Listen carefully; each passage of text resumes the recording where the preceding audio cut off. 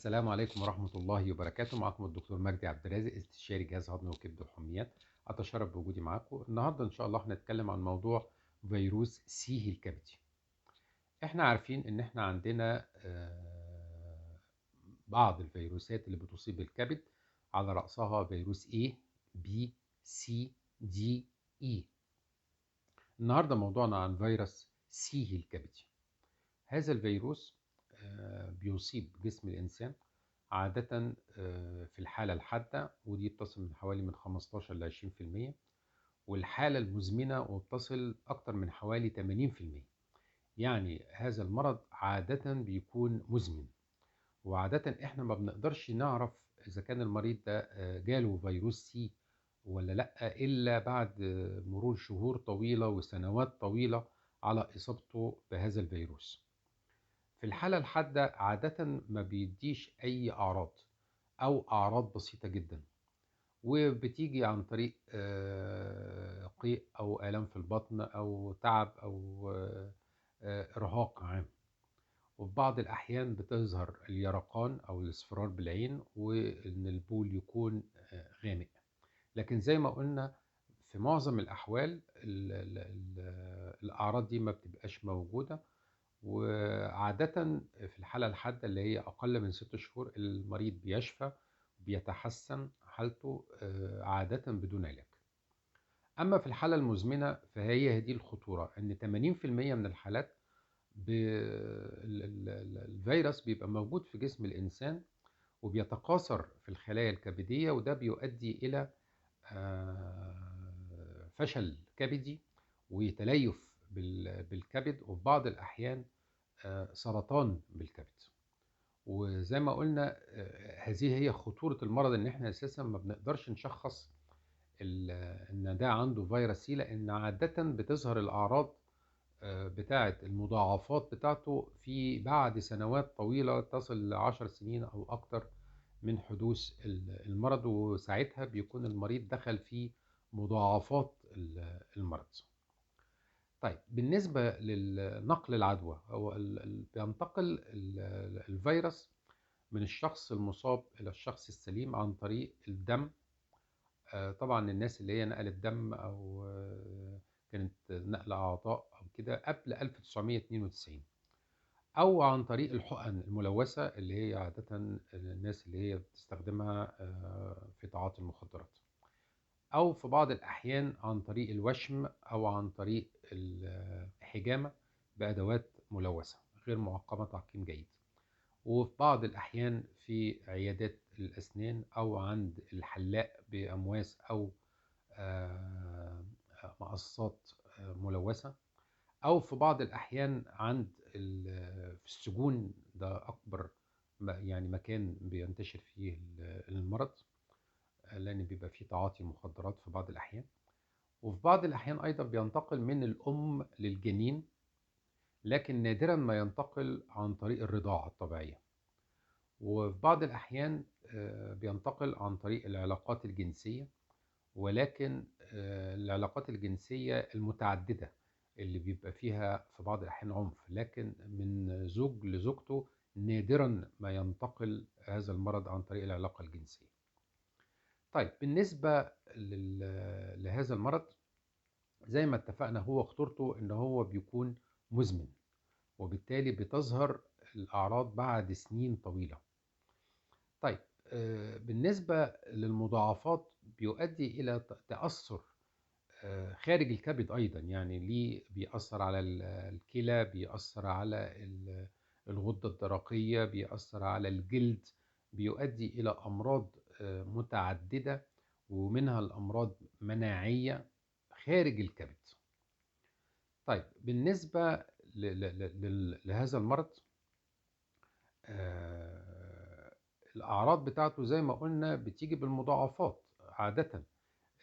منها بيحصل اصفرار في العين، بنلاقي ان البطن كبيرة قوي، ولما بنكشف عليها بالسونار بنلاقي استسقاء.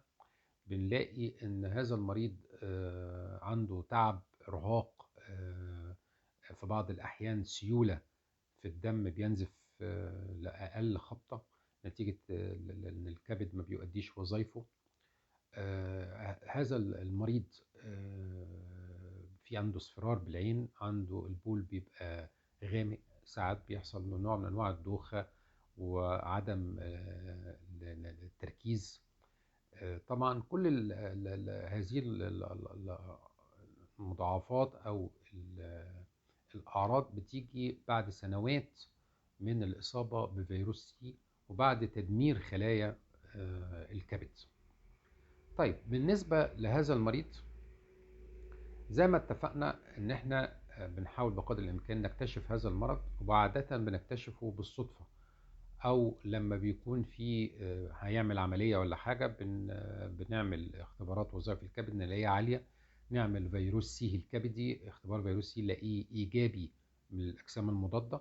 بنعمل بعد كده هو اختبار البي سي ار الكمي والنوعي عشان نعرف عدد الفيروسات قد ايه في المليمتر المكعب، وعشان نعرف النمط الجيني اللي موجود عنده نوعه ايه، لان ده بيحدد لي طريقة العلاج. طيب بالنسبة لطريقة العلاج بتاع هذا المرض، كنا زمان بندي انترفيرون بجاليتد انترفيرون، وكنا بندي ريبافيرين. دلوقتي العلاج الحديث ما بيعتمدش على الحقن، بيعتمد على أقراص. في أقراص حديثة دلوقتي بنديها، لكن مفيش نوع معين لكل حالات فيروس سي. ده بيعتمد على حالة المريض، بيعتمد على النمط الجيني اللي موجود عند هذا المريض. لكن نسبة الشفاء بتصل إلى حوالي 90% أو أكتر. والعلاج عادة بيستمر لمدة 3 شهور، عبارة عن حبوب بالفم، وجايب نتائج ممتازة. وطبعا المفروض ان احنا بعد انتهاء العلاج بندي حقن تطعيم فيروس بي الكبدي عشان ما يجيلوش فيروس بي بعد كده هوت. طبعا بتستمر برضك المتابعة لهذا المريض خوفا من حدوث اي انتكاسة او اي اورام بالكبد. طبعا برضك نراعي ان زمان كان هؤلاء المرضى بيجي لهم تليف، بيجي لهم سرطانات في الكبد.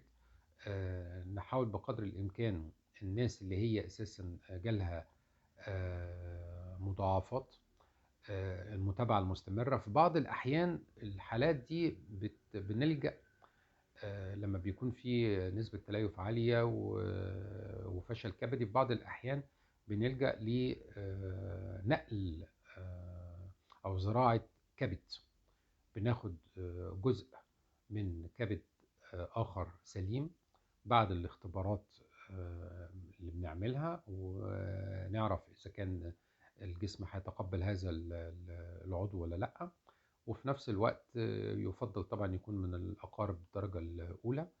بننقل في بعض الأحيان جزء من الكبد مكان الكبد المصاب، وده بيجيب نتائج كويسة جدا جدا، والشخص بيعيش حياة طبيعية تماما خالص. طيب بالنسبة للوقاية من هذا المرض، البعد طبعا عن الحقن الملوثة، البعد عن الأدوات المستعملة بواسطة مريض عنده فيروس سي زي فرش الأسنان، زي الأمواس، زي المقصات. كل هذه الأشياء نبتعد عنها. وحاليا طبعا في متابعة مستمرة بالنسبة لنقل الدم أو نقل الأعضاء لاختبارات فيروس سي، يعني ما بقاش زي زمان. وفي نفس الوقت طبعا عيادات الأسنان طبعا بيبقى في كل العيادات الأسنان فيها أوتوكلاف للتعقيم. وطبعا احنا بننبه لخطورة الناس اللي هي بتتعاطى حقن ملوثة، زي الناس اللي بتتعاطى مخدرات وكده. أشكركم جزيل الشكر. أرجو أن كنتم تكونوا استفدتوا، والسلام عليكم ورحمة الله وبركاته.